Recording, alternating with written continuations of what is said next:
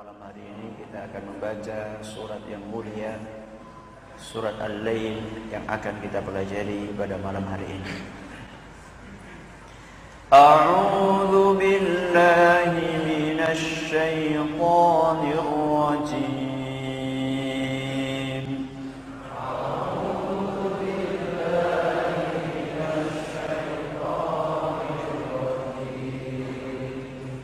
Bismillahirrahmanirrahim.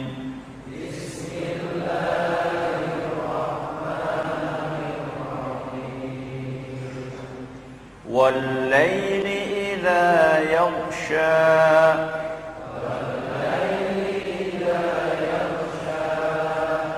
Wan-nahari idza tajalla.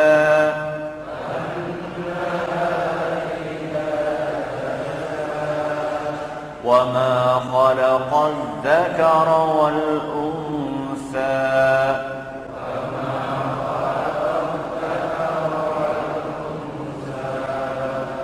إن سعيكم لشتى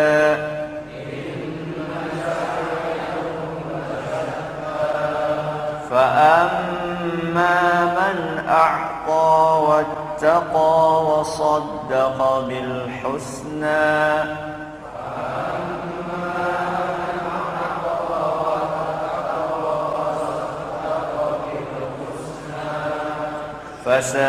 فسنيسره لليسرى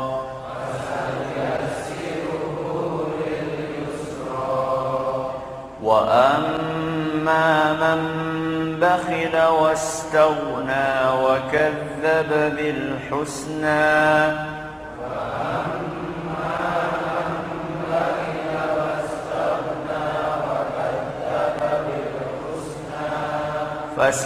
فسنيسره للعسرى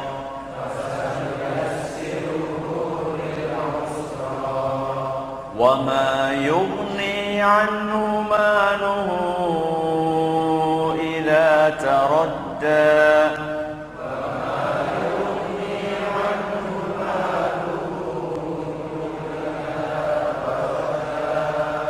إن علينا للهدى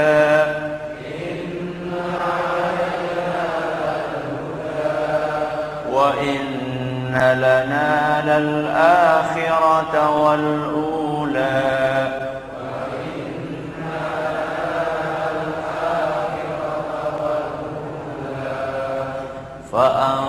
فأنذرتكم نارا تلظى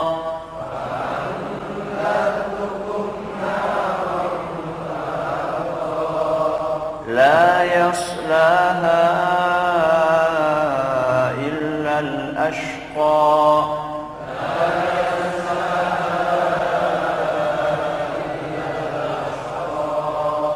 الذي كذب وتولى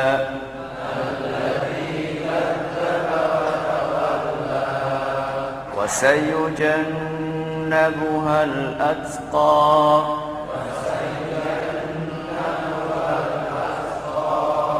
الذي يؤتي ماله يتزكى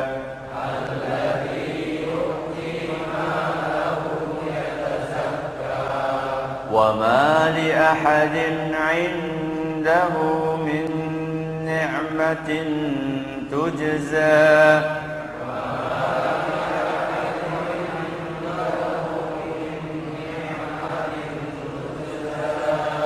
إلا ابتغاء وجه ربه الأعلى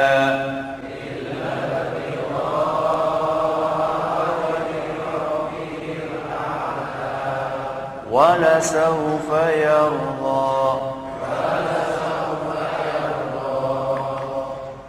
Para hadirin hadirat sekalian kami hormati dan juga segenap pendengar Radio Insani 102,2 FM di Purbalingga, Purwokerto, Banjarnegara, Cilacap, Wonosobo, Kebumen dan sekitarnya. Para pendengar Radio Bas FM di Solo Tigo dan sekitarnya, Radio Roja di Jakarta, di Bandung, di Lampung, di Berau, dimanapun Anda berada.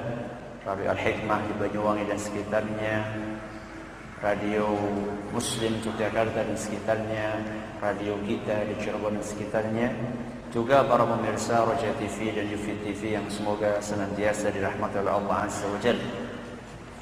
Ayat yang terakhir kita bahas dari surat Al-Lail, ayat yang keberapa? Ayat yang ke-10. Apa bunyinya? Fasanuyassiruhu lil usra. Mereka akan kami mudahkan untuk menemui kesulitan. Ini adalah ganjaran yang Allah sediakan buat orang-orang yang memiliki sifat-sifat yang tersebut di dalam ayat sebelumnya.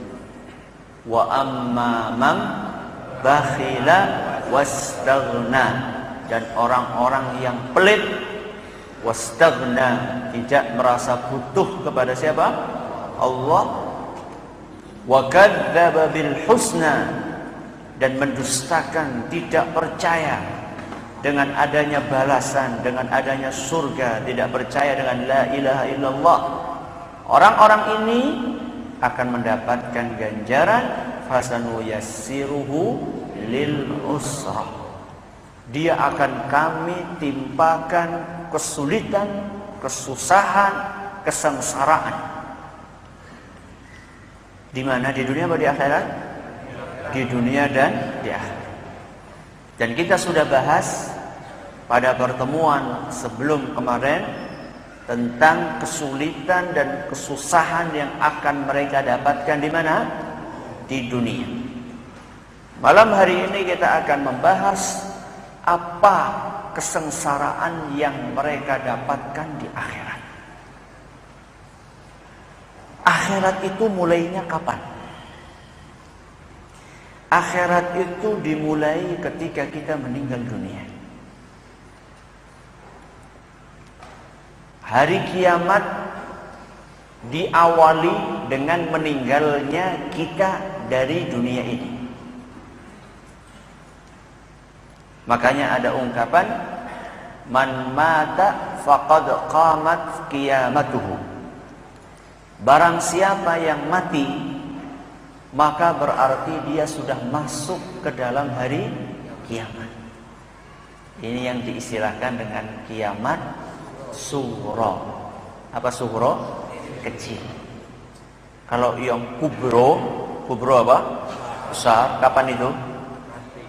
Nanti kapan? Gak tahu gitu. Ya, kita tidak tahu. Kalau itu kiamat ketika bumi hancur, langit runtuh, itu namanya kiamat besar. Kiamat kecil ya ketika kita mati.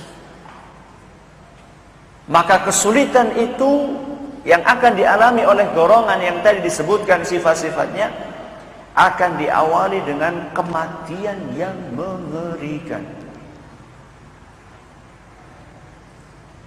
Kapan itu saya khutbah di sini bercerita tentang dua jenis kematian. Karena kita akan membahas tentang orang-orang yang mendapatkan kesengsaraan, maka yang akan kita bawakan hanya orang-orang yang sulit kematian. Diceritakan ketika orang kafir dalam keadaan sakaratul maut, sosok malaikat pencabut nyawa. Dan sebelum malaikat pencabut nyawa sudah turun berbondong-bondong para malaikat yang berwajah hitam, kelam, gelap, mengelilingi orang kafir tersebut sambil membawa kain kafan yang kasar. Setelah semuanya mengerubungi orang kafir yang dalam keadaan sakaratul maut tadi, maka barulah turun malaikat pencabut nyawa mengambil posisi di depan kepala orang tersebut. Begitu siap, maka langsung malaikat tadi membentak orang kafir dan mengatakan, ayyatuhan nafsul khabithah, wahai nyawa yang hina dina, ukhruji ila sakhatim minallahi wa ghadab, keluarlah engkau dari tubuh ini untuk menjemput kemarahan dan kemurkaan dari Allah Subhanahu wa ta'ala. Begitu dibentak seperti itu, dan nyawa itu sadar betul bahwa setelah keluar dari tubuhnya, maka dia akan menghadapi kemurkaan dan kemarahan dari Allah Azza wa Jalla. Maka nyawa tadi lari masuk ke dalam tubuhnya kembali. Nyawa sudah siap di kerongkongan, yang tinggal keluar saja. Karena takut, maka nyawa tersebut lari masuk kembali ke tubuhnya. Karena nyawa tersebut enggan untuk keluar, maka dikeluarkanlah secara paksa. Digambarkan oleh Rasulullah SAW, suasana paksaan itu seperti besi yang berjeruji, yang kecantol di kapas yang basah. Sulit, akan tetapi dipaksa dengan sekuat tenaga dikeluarkan. Karena paksaan tersebut, akibatnya taqatta'a ma'ahal 'uruq wal 'asab, seluruh urat dan seluruh otot, sendi-sendi yang ada di tubuh orang tersebut semuanya putus. Karena saking kerasnya paksaan dari malaikat pencabut nyawa ketika mencabut nyawa orang tadi. Begitu nyawa orang tadi sudah berada di tangan malaikat pencabut nyawa, maka langsung diserahkan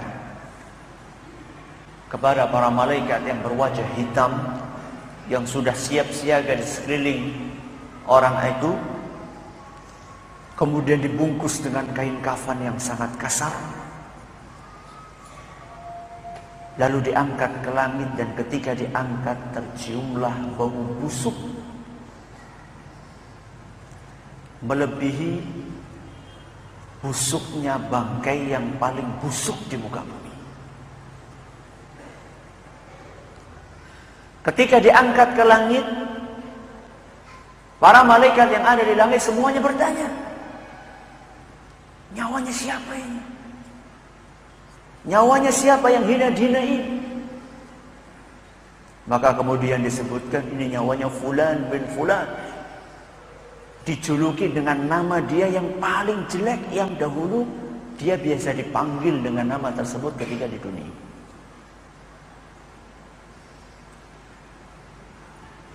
Ketika minta izin untuk bisa masuk ke langit, maka ditolak untuk bisa masuk ke langit. Rasulullah sallallahu alaihi wasallam membaca firman Allah Subhanahu wa taala dalam surat Al-A'raf ayat 40. La tufattahu lahum abwabus sama'. Tidak akan pernah dibuka pintu langit untuk orang-orang kafir. Wala yadkhulunal jannah, dan mereka tidak akan mungkin masuk ke dalam surga.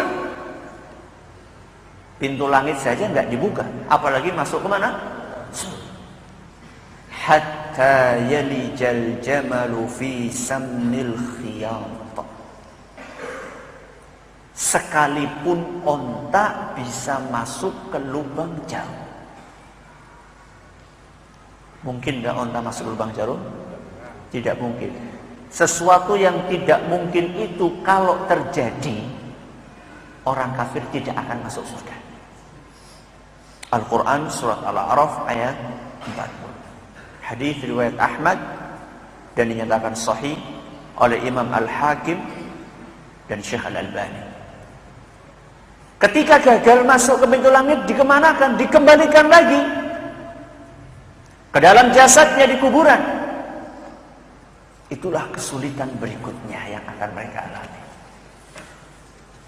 Ketika mati mereka sudah sulit, dan ketika masuk ke kuburan mereka akan mengalami kesulitan yang tidak jauh mengerikannya dibandingkan kesulitan yang dialami ketika mati. Makanya Utsman bin Affan radhiyallahu anhu kalau ziarah kubur beliau nangis, mengucurkan air matanya, bukan satu tetes, dua tetes, tapi mengucur sampai jenggot beliau yang basah, jenggot beliau yang lebat itu basah.